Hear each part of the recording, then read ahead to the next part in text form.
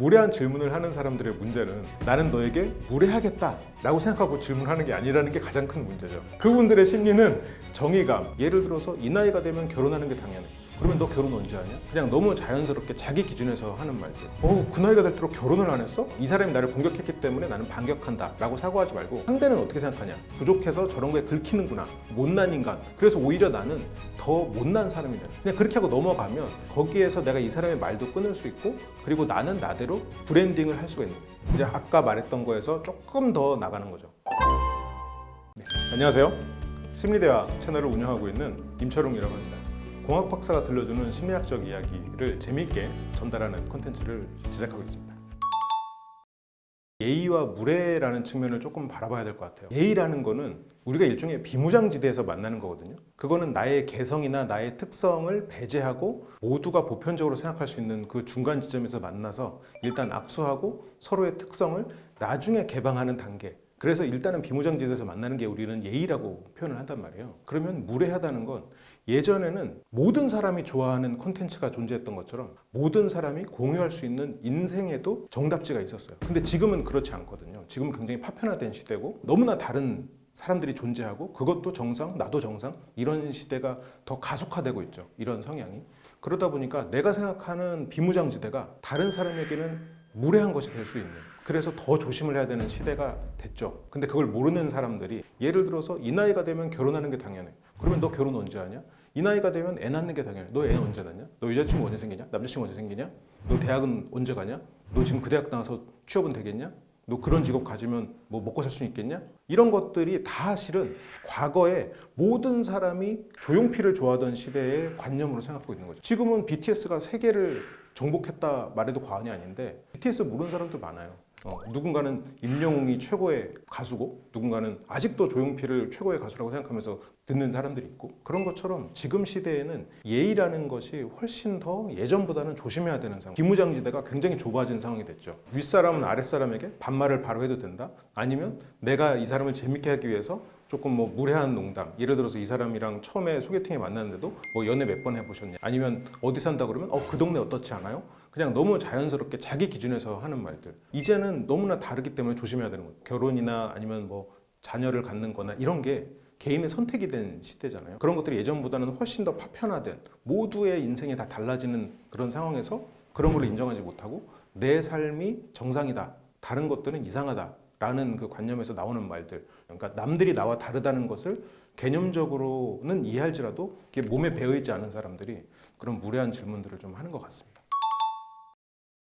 내가 무례한 사람이라고 고민하는 순간 내가 무례한 사람이 아닐 가능성이 높아요. 보통 무례한 사람들은 자기가 무례하다는 생각을 못합니다. 무례한 사람은 그 나만의 비무장지대를 설정하고 다른 사람을 만나거든요. 이 정도면 괜찮겠지, 이거는 당연한 거지. 그래서 당연한 걸 생각하는 사람이 무례하다고 생각하지 못해요. 그래서 내가 다른 사람 만날 때 너무 모든 것을 당연하게 생각하고 새로운 것을 받아들이지 못하고, 그리고 사람들을 만날 때 시야가 좁다면, 그게 시야가 좁다는 걸 결국 나만 생각하는 거거든요. 나만 생각하니까 내가 무례하다는 생각을 못하죠. 그래서 내가 무례하다는 것을 알아보는 가장 좋은 방법 중에 하나는 나는 당연히 무례하지 않아 라고 생각한다면 살짝 의심해 볼 필요는 있을 것 같습니다. 그러니까 스스로 너무 당연하다고 여기는 것들이 많고, 그리고 새로운 사람을 만날 때 내가 항상 해오던 방식으로 모든 사람에 대해서 빨리 판단하고 있다면 나는 어쩌면 누군가에게는 무례한 사람일 수도 있겠다라는 생각은 해볼 필요는 있을 것 같아요. 무례한 질문을 하는 사람들의 문제는 나는 너에게 무례하겠다 라고 생각하고 질문하는 게 아니라는 게 가장 큰 문제죠. 그분들의 심리는 정의감, 그리고 이 사람을 걱정해주는 마음, 당연한 것을 알려주는 마음. 그 나이가 될수록 결혼을 안 했어? 아니 그 나이인데 지금 유튜버를 꿈꾸면서 지금 회사도 안 가고 지금 대학도 안 가고 그러고 있단 말이야? 아니면 지금 그렇게 나이가 어린데 그렇게 윗사람한테 뭔가 존중만 받으려고 하고 그러면 돼? 노력을 해야지. 내가 정답을 너에게 알려주겠다. 네가 혹시 정답을 모르는 게 아니냐? 라고 하는, 이게 참 아이러니한데 정의감입니다. 그냥 숨쉬듯이 무례한 사람들의 심리는 정의감이 깔려 있습니다. 그러다 보니까 정도를 못 지키는 거죠. 이 사람이 무례할 때 그 사람이 나를 공격했다고 받아들이지 않는 게 가장 중요한 것 같아요. 이 사람이 나를 공격했기 때문에 나는 반격한다 라고 사고하지 말고, 이 사람이 못나서 저게 정의감이라고 생각하고 나를 도와주려고 하는구나, 저 사람은 저게 한편으로는 뭐 소일거리 아니면 어떤 정의감에 넘치는 어떤 행동이라고 생각하고, 아유 그래 안쓰럽네, 내가 긁혀가지고 어떻게 그런 질문을 하세요? 그렇게 하면은 결국 싸움이 나고 상대는 어떻게 생각하냐? 상대는 이 사람은 부족해서 저런 거에 긁히는구나. 못난 인간. 그래서 오히려 나는 더 못난 사람이 되는 거예요. 그럴 필요 없는 거예요. 거기서 그거는 제가 말씀드리기가 좀 곤란하고요. 그건 사생활이죠. 나중에 또 좋은 일 생기면 말씀드릴게요. 그냥 그렇게 하고 넘어가면 거기에서 내가 이 사람의 말도 끊을 수 있고 그리고 나는 나대로 브랜딩을 할 수가 있는 거예요. 우리가 이 무례한 사람 그리고 좀 인간관계 이런 여러 가지 얘기를 오늘 하지만 중에서 중요한 게 굉장히 브랜딩이거든요. 내가 그 사람의 어떤 부분을 가르치거나 변화시킬 수도 없고 그럴 필요도 없어요. 이 사람이 딴 데 가서 그런 행동하다가 된동 당해하지 않겠어요? 그러니까 내가 굳이 나서서 이 사람을 정으로 때릴 필요 없고 근데 오히려 내가 거기서 유쾌하게 이렇게 넘어가면 자기도 좀 의심을 가질 거예요. 내가 좀 실수했나? 그래서 오히려 그런 상황에서는 내가 좋은 모습으로 이 사람의 그냥 말에 대답을 하지 않으면서 유쾌하게 넘어갈 수 있는 게 베스트죠. 이제 아까 말했던 거에서 조금 더 나가는 거죠. 그 부분은 실은 제가 좀 말씀드리기가 불편하고요. 그런 질문은 제가 답변드리기가 좀 어려워요. 하고 그냥 눈을 보면서 정색하고 말을 하는 정도. 반문하기나 이렇게 수신 거부 이렇게 되면 실은 관계를 끊는다는 거를 전제해야 돼요. 수신 거부까지 가면 이 사람이 반성하고 미안하다 내가 그런 질문해서 사과할게 이렇게 될 것 같지만 첫 번째에 눈치 못 채고 두 번, 세 번 물어보는 사람이 지금 이렇게 반문을 한다고 해서 깨닫기가 힘들어요. 애초에 그 사람은 그런 개념이 없는 사람이란 말이에요. 그래서 그런 사람과 굳이 반문을 해서 얘기를 끌어간다는 건 내 인상이 몇 분이라도 손해를 보는 일이 될 수 있죠. 그렇게 말하고 싶진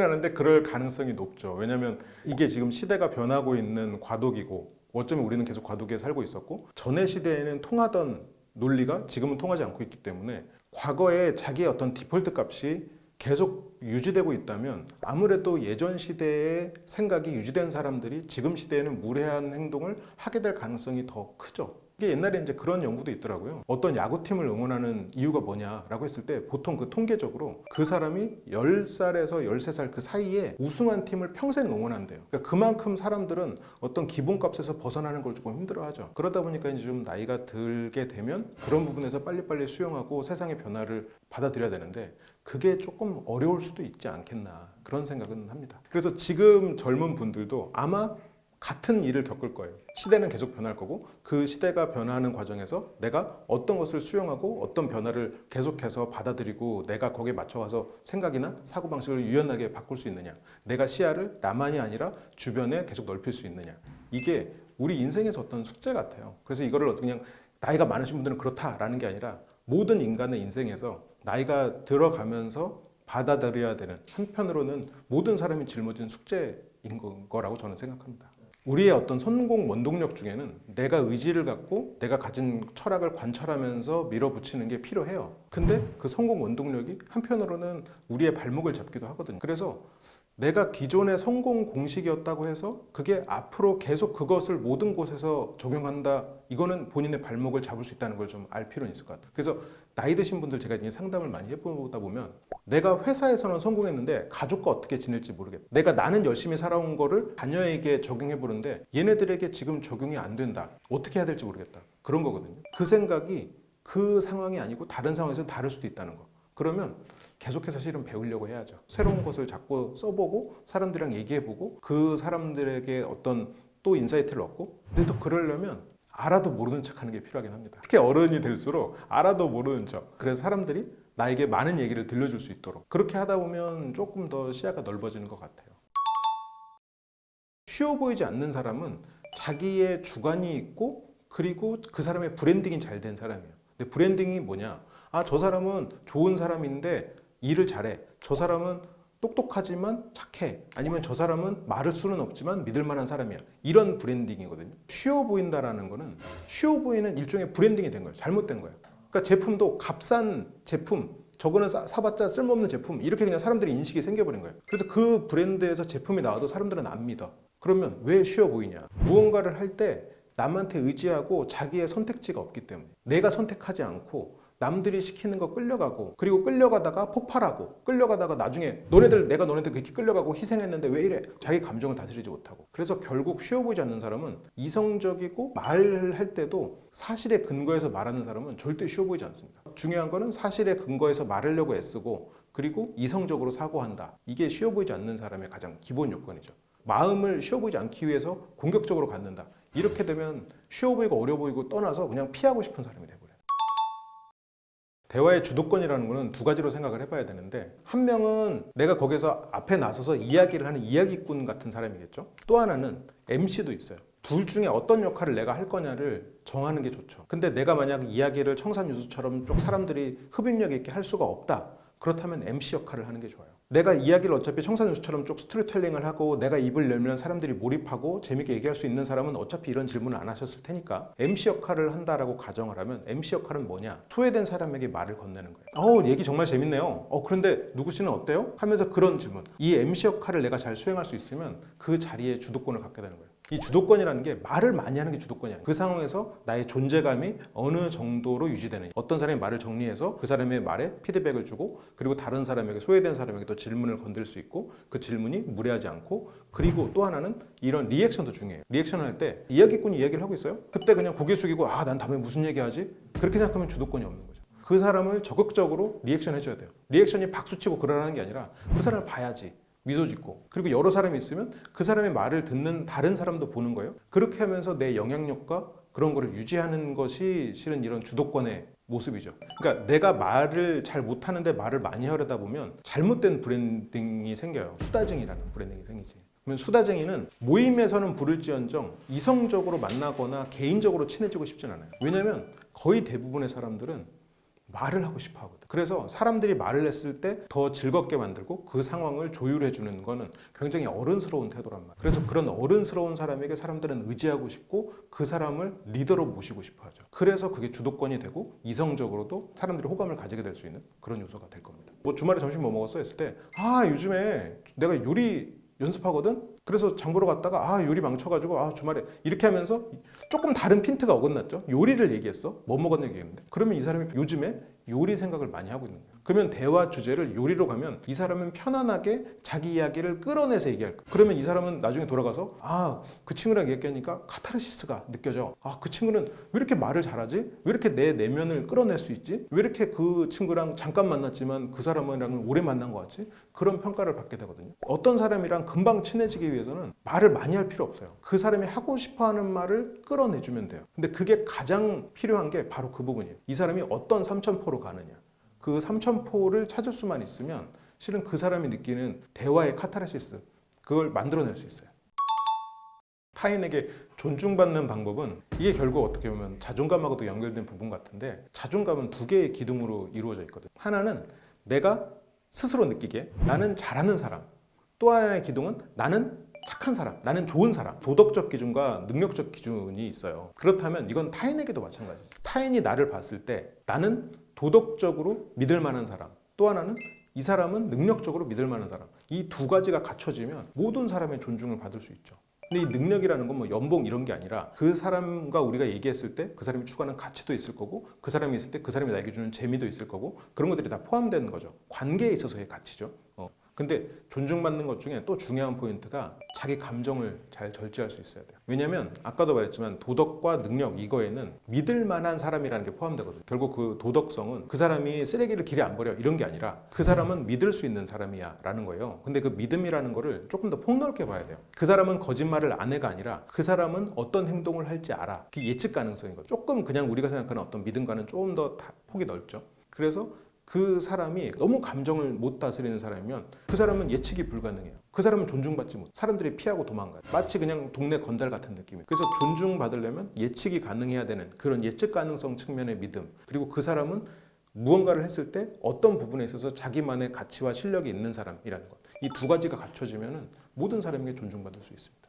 오늘 무례한 사람들에 대해서 얘기를 해봤는데, 무례한 사람이라고 규정해버리는 거는 조금 위험한 일이 아닌가. 우리가 사회생활을 하면서 다양한 사람을 만날 텐데, 무례한 사람은 자기가 정답이 있기 때문에 다른 사람한테 무례하게 대하는 거거든요.